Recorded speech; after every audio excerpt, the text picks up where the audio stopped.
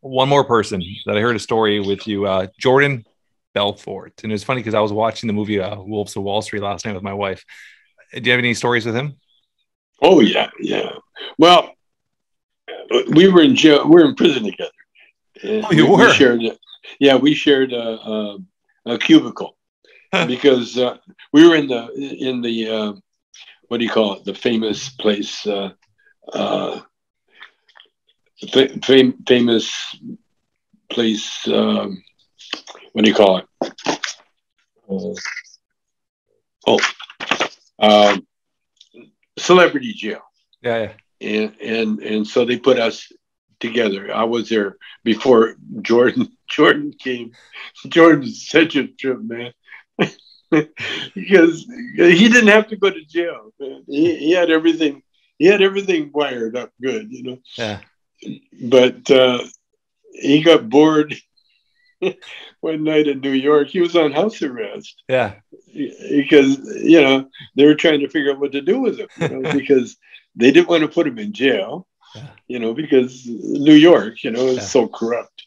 You know, if you got money, you don't go to jail. You don't have to.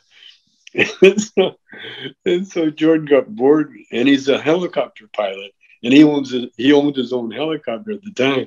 And so he got high on Quaaludes or something, and he goes, "Let's go to Atlantic City, everybody." And so they go to Atlantic City in the helicopter, and he's there, and he gets photographed with two gorgeous women on either side of him.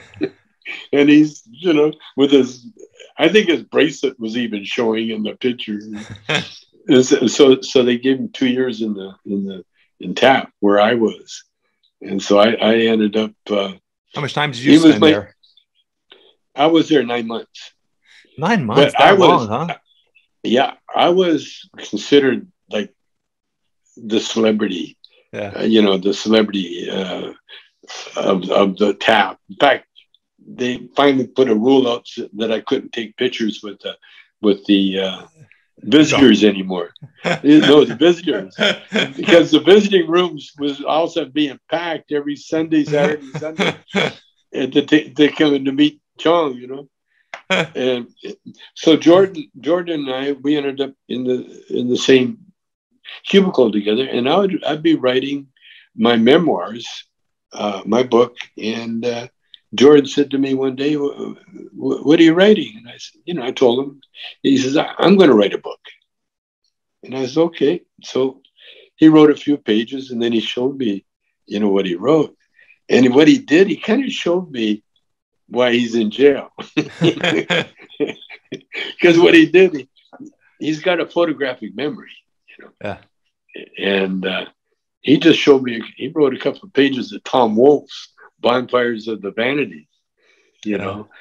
And that first page is so memorable. Yeah. That next thing I know, Jordan says, "Here, I wrote this," and I look at it, and he said, "What do you think?" I said, "You haven't written shit." And he goes, and he got really upset because everybody up until then had treated him, you know, like royalty, you know. Yeah. Mr. Belfort, because he pays everybody, you know. He had people paid to clean to sweep out his cubicle, you know, make his bed. Yeah. He had servants in the prison, you know, because he's wealthy. Yeah. But that don't count when you're trying to write a book. Yeah. You know. And so your writing has to speak for you. So I told him that, and he kind of snatched the paper out of my hand, and then he disappeared for a while, and then he came back, and no, don't. After I told him that, he said, he got hurt. Then he goes, "What should I write? You know, what should I do?"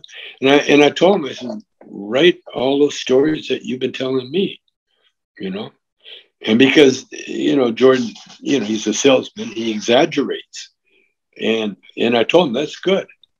I said, when you write, you want to write the most of. Yeah. You know, you don't want to just get high. You want to be the highest ever seen on the movie screen. Yeah. You know, because it's a movie. You know, you got to write like it's a movie. You're using people's imagination. Yeah. And so he listened to me.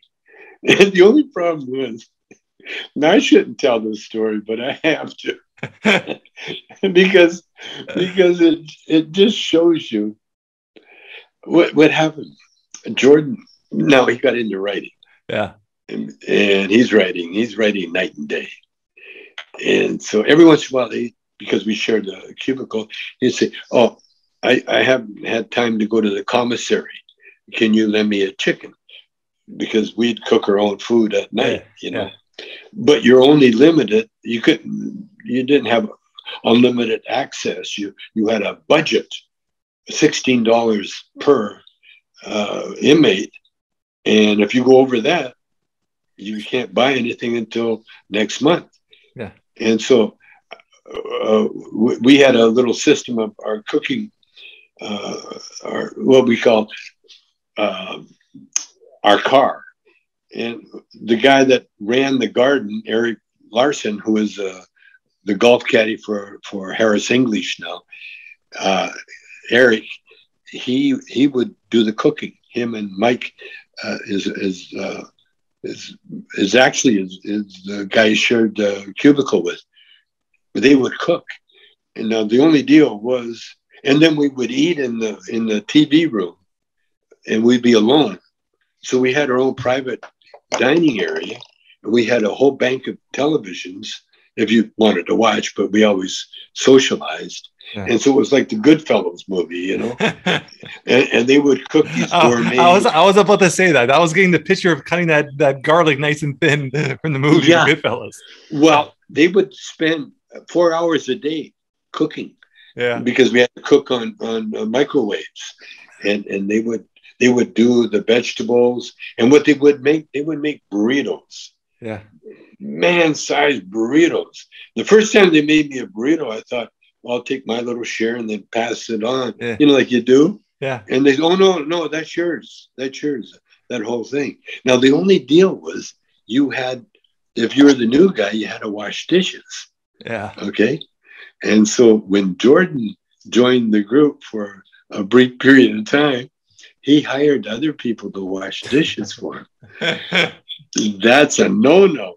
And so he got kicked out of the club, out of the car. And so now Jordan's writing his book, and he's too busy to go to the commissary. He's boring chicken. And he just, those guys always push it too far, you know. Yeah. 1, 2, 3, 4. He's into me for about 5 chickens now. Yeah. And so I, you know, and I've been around, you know, I know when I'm being hustled. And so I told my dog, see, everybody has a dog in prison, your best friend. Yeah. Well, my dog was like this big biker. He wasn't tall, but he could best pinch 400 or 500 pounds with no problem. It's just, so he was my influencer. Yeah. So I told Steve, I said, Steve, Jordan owes me some chicken. Would you go collect it for me? And Steve goes, oh man, don't make me do this, please. I said, you're my dog. He said, okay. 5 minutes later, Jordan is at my cubicle with the chicken. Here you go. Here's your chicken. So Jordan, so Jordan just kept writing. And then next thing I know, we're both out. Now we're not supposed to talk to each other because, you know, you're not supposed to continue any friendships after you get out, you know, especially if you're on probation. But Jordan pulls up to my house in his car, I guess a rented car, and he says, I sold my book. They're going to make a movie out of it. What? Yeah, he's a Scorsese. He's going to do a movie. Yeah, that was the book that I helped him write. I love that. I love it. Crazy stories, huh?